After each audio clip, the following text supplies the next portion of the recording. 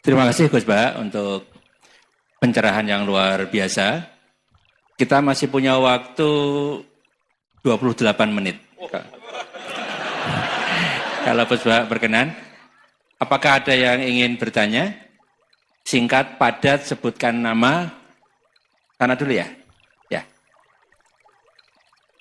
Tiga ya? Tiga aja ya? Satu.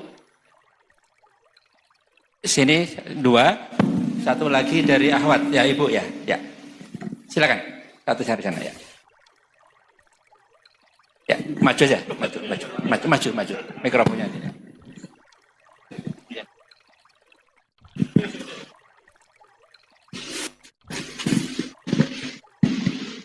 Bismillahirrahmanirrahim. Assalamualaikum warahmatullahi wabarakatuh. Perkenalkan Gus Baha, nama saya Boy, mungkin agak beda dengan pada umumnya. Saya bukan dari kalangan santri, tapi ketika mendengar ceramah Gus Baha pada awal-awal saya kuliah itu merasa kok kayak sebelumnya kenapa tidak masuk santri aja gitu. Karena ternyata toh yang diajarkan juga banyak dasar-dasarnya atau prinsip-prinsipnya yang sama dari jalur berpikir dan lain sebagainya. Yang ingin saya tanyakan di sini adalah ketika Gus Baha menyampaikan tentang diroyah, mungkin singkat saja Gus, apakah diroyah ini alat atau ilmu universal yang bisa digunakan ketika berdialog dengan orang-orang yang mengatakan itu kan kaidah kalian gitu, itu kan kaidahmu. Ada hal-hal yang memang tidak bisa dipersamakan atau tidak bisa digeneralisir. Ya mungkin seperti itu Gus. Dan juga yang terakhir, kalau boleh saya izin bersalaman boleh Gus. Kesempatan. Oke, Assalamualaikum warahmatullahi wabarakatuh.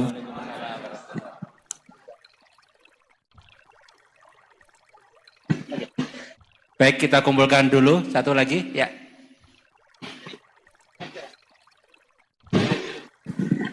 Cek. Bismillahirrahmanirrahim. Assalamualaikum warahmatullahi wabarakatuh. Ya, perkenalkan saya Taufik Satrio, biasa dipanggil Tosa. Ya. Ya. Singkatan. Baik, langsung saja mungkin untuk pertanyaannya. Di Yaumil Akhir nanti kan ada yang namanya Yaumil Mizan. Itu pertimbangan gitu kan. Nah, itu bagaimana kalau timbangannya itu sama, artinya seimbang. Apakah itu nanti akan berada di tengah-tengah antara surga dan neraka atau seperti apa?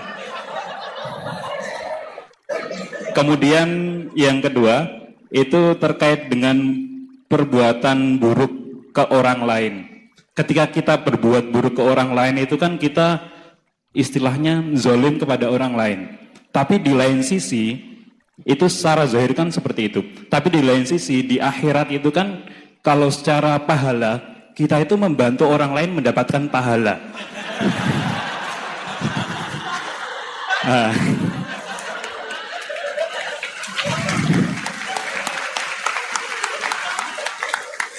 Jadi seperti apa Gus?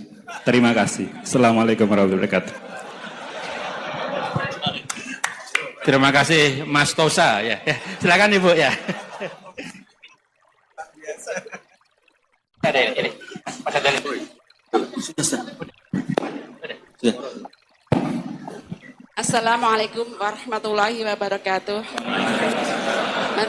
Perkenalkan saya Nazullah Hasanah. Mau bertanya, apakah perbedaan NU sama Muhammadiyah?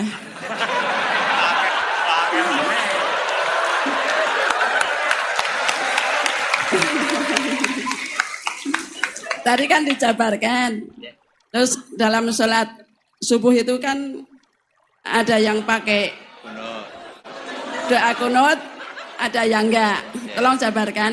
Wassalamualaikum warahmatullahi wabarakatuh. Waalaikumsalam. Baik Gus, ini ada 3 penanya. Mas Boy tadi terkait dengan diroya, apakah ini universal, termasuk untuk yang non-muslim bahkan gitu kan. Kemudian yang kedua dari Mas Tosa, hisab yang seimbang Gus, kasusnya gimana ini. Yang kedua terkait dengan kalau berbuat buruk kan membuat pahala untuk yang bersangkutan itu. Seperti orang puasa dikasih minum gitu kan ya. Ya. Terus kemudian buasana ini beda antara NU dan MU, kira-kira itu ya. Silakan Gus ya.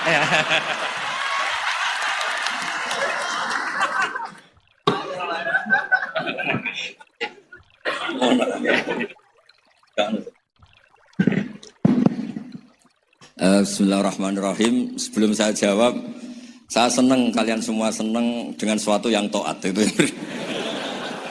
Banyak orang untuk senang nunggu maksiat dulu. Mungkin melihat perempuan yang tidak mahram, melihat sesuatu yang maksiat. Jadi ini spesial. Majelis ilmu tapi apa? Senang. Ini sesuai rencana Tuhan lah. Seorang itu senang dengan taat, senang dengan ilmu. Ini luar biasa, no? Luar biasa. Tadi pertanyaannya kalau diroya. Jadi Islam itu agama untuk logika objektif. Jadi diroya itu ya global, universal. Misalnya saya beri contoh Tuhan yang satu. Itu dulu, saya ulang lagi, dulu itu ada imam namanya Imam Amudi. Itu pengajar matematika, Mas Boy. Pengajar matematika. Itu kan nggak lazim, tapi kiai kok pengajar apa? Singkat cerita, ini cerita keramat. Kalau kalian nggak paham, ya keramat sendiri. Jangan nggak paham menentang. Singkat cerita, di antara keramat beliau itu, Allah itu nyuruh para malaikat disuruh ngaji matematika sama dia. Ngaji tauhid, tapi disebut sama Allah ngaji matematika. Ternyata apa? Cara ngajarkan gini. Misalnya ngajarkan diterang titik. Angka 2, 3, sampai 1 miliar, 1 triliun. Nisbatusnaini ila ma la nihayatalah. Itu nisbatul fard asli. Angka itu entah 2, entah 3, entah 1 miliar. Semuanya dibanding angka 1. Itu namanya cabang. Tetap yang al-aslu itu angka 1. Itu otak siapapun itu akan ekor dengan logika tadi. Bukan kita Muslim. Semuanya akan tahu angka berapapun jumlahnya, tetap asal usulnya angka 1. Terus dia gambar, ya gambar apa saja, gambar masjid, apa gambar sapi atau gambar apa saja. Dimulai 1 titik. Gambar ruwet maupun gak ruwet tetap saja dimulai 1 titik. Nuktotil wujud. Jika kalau zaman saya ngaji, Pak Rektor ngaji dulu diterangkan semua makna Quran ada di Fatihah, Fatihah ada di Bismillah ya, Bismillah itu ada di titiknya, titiknya bak. Lah kenapa ini hebatnya Quran? Kenapa dimulai dari 1 titik? Untuk maklumatkan semua alam raya ini dimulai dari 1 titik, yaitu wujud Allah. Logika seperti itu kan orang nggak terima gimana? Mbok gambar seruat apapun dimulai dari mana coba? 1 titik. Angka sebesar apapun dimulai angka apa? 1. Jadi diroyah itu ya universal gitu maksudnya. Ya gitu Mas Boy ya. Jadi diroyah itu universal. Ya soal ada yang belum dapat hidayat apa itu nomor 2. Tapi logika yang dibangun Islam itu. Terus pertanyaan kedua apa? Draw tadi. Bisa. Kamu ingin draw? Ini kasus ini nggak pernah ngaji Quran itu. Di antara yang diterangkan Quran detail itu Ashabul A'raf apa? Ashabul A'raf, orang yang baiknya sama buruknya itu imbang. Itu sudah disediakan nanti di surga itu ada pagar. Kamu ingin di situ? Pagar pembatas apa? Pagar pembatas. Di surga enggak, neraka enggak. Jadi kejadian surga dan neraka itu gini tak terangin ya. Jadi kira-kira gini. Kan hisab itu hanya rubu'un nahar, sekitar 2 jam, 2 jam setengah selesai. Jadi 1 dunia ini dihisab Allah, hanya Allah butuh waktu 2,5 jam. Rubu'un nahar. Kenapa gitu Pak Rektor? Karena semuanya datang ini sudah terindikasi dan itu sudah jelas. Misalnya orang yang soleh banget, wajahnya bersinar, bahkan semua tubuhnya bersinar.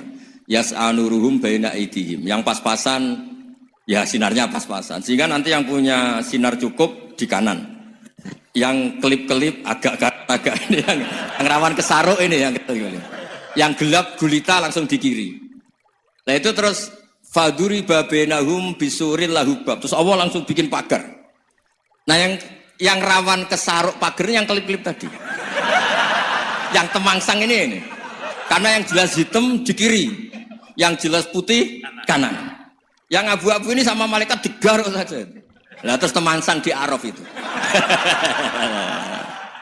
Nah, terus setelah dipagar ini dia punya kegiatan. Kalau melihat neraka bilang Rabbana srif anna adzaba jahannam. Kalau melihat surga ya Allah, ma kuntu asqa khalqik. Saya ini hamba Engkau yang tidak paling sial dan Kau Maha Rahman. Tolong saya jangan dihadapkan ke neraka lagi. Karena itu menyiksa. Sabar wa ahraqaka.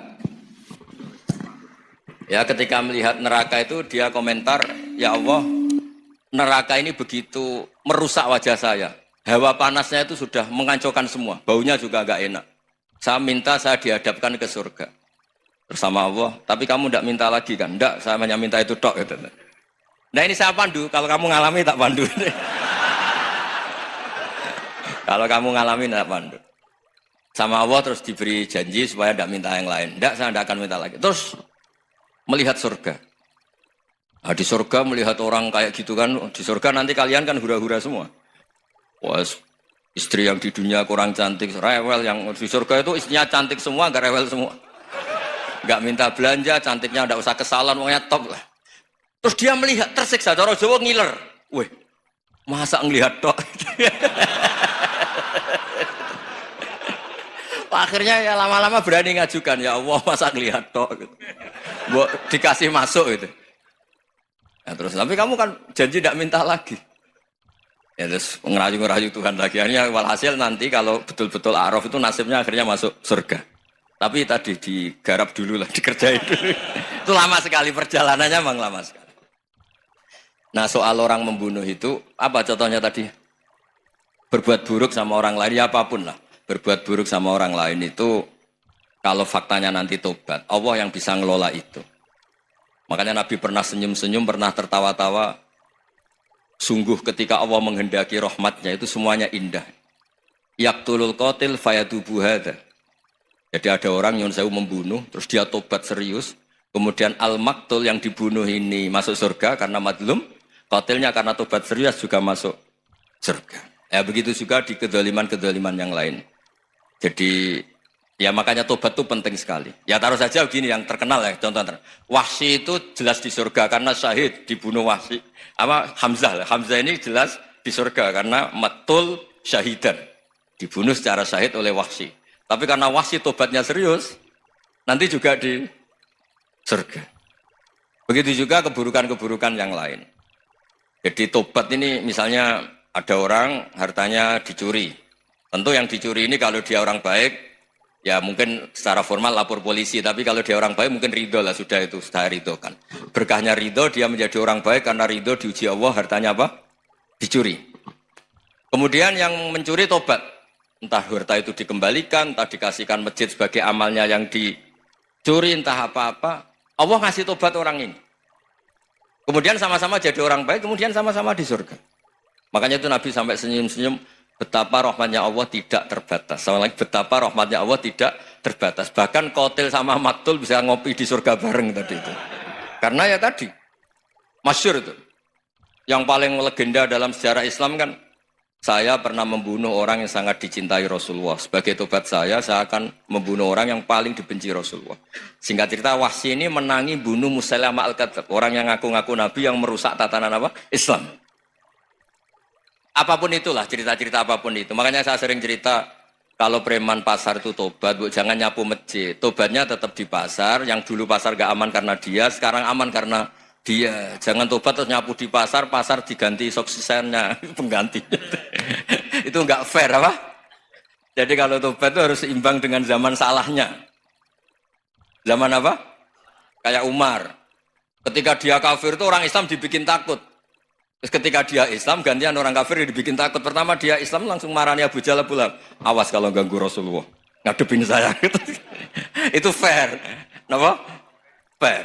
Jangan tobatnya bikin orang takut, setelah tobat ke masjid, nyapu. Yang di pasar diganti penggantinya tetap gaduh.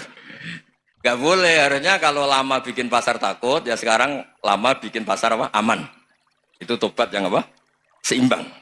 Ya kira-kira gitu ya. Nanti tak pandu kalau sudah di Arab. Terus gimana? Yang ketiga NU sama MU. Satu itu beda seragamnya dan logonya.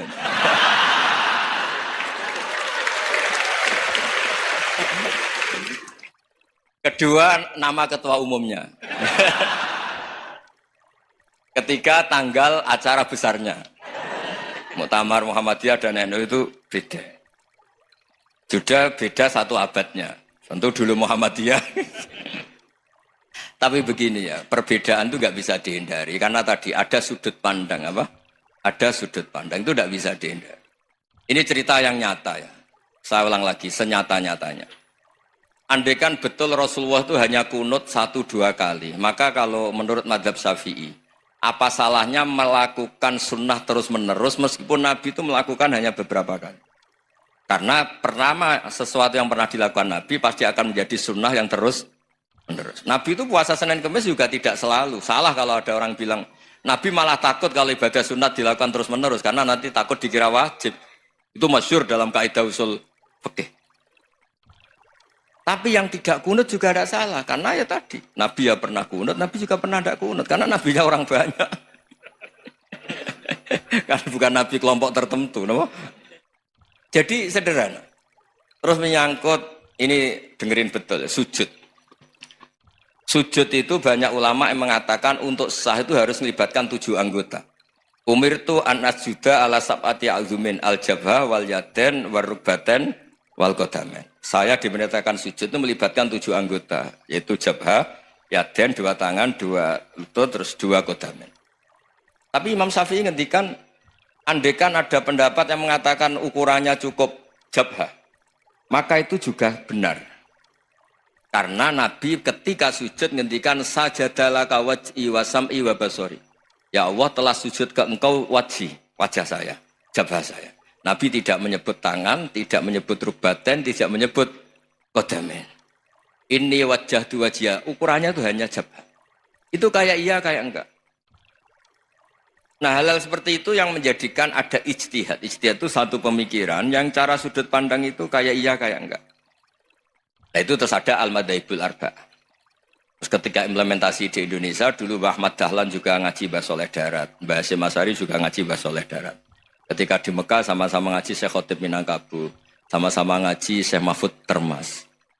Jadi ya kalau di keluarga kita itu ya biasa aja, perbedaan-perbedaan itu selama masih ilmiah dianggap biasa. Karena memang ngelola sudut pandang itu nggak bisa ditertibkan. Nabi Yahya itu suka berkawan orang soleh. Karena berkawan orang soleh itu enak. Tapi kalau Nabi Isa suka dadani desa-desa tertinggal yang masih macam-macam. Ketika ditanya, kenapa engkau suka berkawan orang-orang gitu? Ana tabibun udawil mardo. Di mana-mana kiai itu ya nyembuhkan yang sakit. Jadi kalau dakwah yang sudah iman tuh akeh tunggale gitu. Tapi dakwah gitu kan tantangan. Itu sudut pandang. Ada nabi itu yang tertawa terus guyon terus. Yang satu murung terus. Ya sama Nabi Isa dan Yahya kan satu angkatan. Mali aroka dohikan fakaan nama tak manumin makrillah. Kamu kok tertawa-tawa terus, seakan-akan nggak ada adab saja. Yang satu tanya, mali aroka abisan kaan nakata kenatu mir rahmatillah. Wong kok murung terus, kok dunia orang rahmat deh. Nah, Anda ini orang hebat. Guyu banter ya iso, nangis banter ya iso. Nah itu sudah orang kombinasi itu. Isa ya mau, ya mau, Muhammadiyah ya gelem, NU ya gelem. Ya maksudnya sudah biasa aja. Karena tadi konstitusi NU yang mengatakan ibadah harus ikhlas karena Allah, Muhammadiyah juga sama harus ikhlas karena ya sudah, kalau karena Allah sudah selesai kan. Yang menjadi masalah itu kan identitas untuk hadun nafsi, untuk diri sendiri. Kalau kita ikhlas masalahnya apa? Coba masalahnya apa coba? Imam Syafi'i pernah di Masjid Abu Hanifah yang tidak kunut. Beliau enggak kunut. Ketika tanya, 5 ada taroktal kunut, ikroman di hadal madhab. Saya menghormati madhab ini. Jadi ya biasa. Sebaliknya juga sama. Orang-orang Hanafi kalau Imam Syafi'i kunut, ya ikut kunut. Karena kalaupun Anda yakin itu tidak disyariatkan, kamu juga yakin itu tidak membatalkan apa? Sholat. Itu yang perlu dicatat. Kalau Anda tidak yakin sunat, kan tidak yakin kalau itu membatalkan sholat. Jadi sebetulnya kalau dianalisis secara keilmuan itu ya semuanya normal. Karena tadi Rasulullah itu al-bahrul muhit, Nabi itu lautan yang luas sekali. Orang akan mengambil air sesuai kapasitas masing-masing. Dan akan merasakan kualitas air juga sesuai kapasitas masing-masing. Orang yang sangat haus melihat air seteguk ini luar biasa. Tapi yang tidak haus mungkin melihat itu biasa-biasa saja. Jadi makanya saya mohonlah, sudahlah itu biasa saja, apalagi secara sanad ya sama, secara tradisi sama. Ya soal perbedaan tidak harus dengan NU, antara Muhammadiyah juga biasa beda. Mungkin di UI antar rektorat juga beda-beda. Yang satu suka dekat rektor, yang satu suka enggak. Monggo asal itu niatnya ikhlas. Terakhir saya beri cerita, ada sahabat ditanya, sifli wajah Rasulillah. Coba tolong saya ceritakan wajahnya Nabi kayak apa. Sahabat itu nangis senangis-nangisnya. Kenapa engkau menangis? Saya itu tidak pernah melihat wajah Rasulullah SAW. Loh kenapa? Engkau kan sahabat. Sungkan. Sebagai bentuk penghormatan saya tidak berani melihat wajahnya. Sebagai bentuk penghormatan pada waktu Nabi, saya tidak berani sowan. Nabi di dalam punya keluarga, punya istri, punya cucu. Kalau saya sowan tuh ganggu. Ya masuk akal. Bentuk hormat itu tidak ganggu kan. Tapi ada orang-orang yang bentuk hormat, bentuk sayang itu sering datang ke majelis Nabi. Sama-sama masuk akal, bisa didebat gimana? Sama-sama masuk akal. Ya sudah itu ijtihad, maksudnya itu ijtihad, itu sudah sama-sama masuk akal. Abul Hasan Asyadili itu kalau kemana-mana pakai mobil mewah, pakai baju mewah. Ketika ditanya, Anda ini ulama kok pakaiannya mewah, mobilnya mewah. Ben wong ra kepikiran nyangoni ya. Tapi nak kowe tawaduk melas. Terus dibalekno mbalmu sakit. Ngono ra iso mulai ya ini. Ya tapi misalnya semua gitu mesti ada yang salah paham, itu keangkuhan. Tapi kalau semuanya kelihatan gembel, nanti orang trauma jadi kiai. Takut kayak itu. Ya sudah, itu wilayah ijtihad, sudah tidak usah ya, pokoknya sudah, yang penting ikhlas. Anda berani tanggung jawab nanti ketika ketemu Allah Subhanahu wa taala. Nggih, ngoten. Assalamualaikum warahmatullahi wabarakatuh.